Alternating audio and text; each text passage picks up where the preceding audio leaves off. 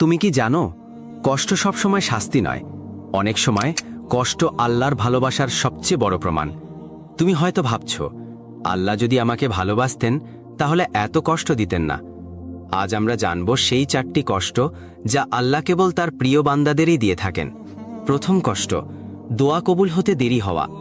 তুমি হয়তো অনেক দিন ধরে দোয়া করছো, কিন্তু এখনো কবুল হচ্ছে না। তুমি হয়তো ভাবছ, আল্লাহ কি আমার দোয়া শুনছেন না? কিন্তু সত্যি হলো, তিনি শুনছেন, শুধু তোমার জন্য উপযুক্ত সময়ের অপেক্ষায় আছেন।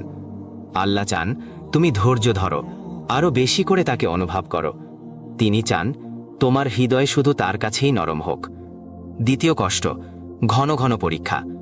জীবনে একটার পর একটা বিপদ আসছে, চারদিক থেকে হতাশা তোমাকে ঘিরে ফেলেছে। এটাই আল্লাহর ভালোবাসার প্রমাণ। ঠিক যেমন আগুনে গলে সোনা খাঁটি হয়, তেমনি কষ্টে একজন মুমিন পবিত্র হয়। আল্লাহ যখন কাউকে ভালোবাসেন, তিনি তাকে বারবার পরীক্ষা করেন, যাতে সে আরও পরিশুদ্ধ হয়। তৃতীয় কষ্ট, প্রিয় জিনিস কেড়ে নেওয়া। তুমি হারিয়েছ ভালোবাসা, কাজ, অর্থ কিংবা কোনো মানুষকে। হয়তো ভাবছ, কেন? আল্লাহ জানেন, হয়তো সেই জিনিসটা তোমার জন্য ক্ষতিকর হয়ে যাচ্ছিল, তাই তিনি তোমার পথ পরিষ্কার করেছেন, যেন তুমি আরও ভালো কিছু পেতে পারো। তিনি যা কেড়ে নেন, তার চেয়েও অনেক উত্তম কিছু দিতে চান। চতুর্থ কষ্ট, তোমার চারপাশে অনেক মানুষ থাকা সত্ত্বেও তুমি নিজেকে একা অনুভব করো।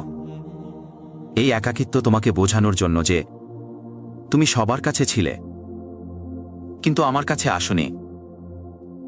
অনেক সময় আল্লাহ আমাদের সব সম্পর্ক ভেঙে দেন, সব দরজা বন্ধ করে দেন, শুধু যেন তুমি একটা দরজায় কড়া নাড়ো। এই 4টি কষ্ট যদি তোমার জীবনে থাকে, তবে ভয় পেও না।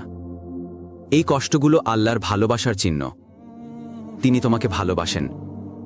তুমি যদি ধৈর্য ধরো, তাহলে এই কষ্টগুলোই তোমার জীবনের সবচেয়ে বড় নিয়ামত হয়ে দাঁড়াবে।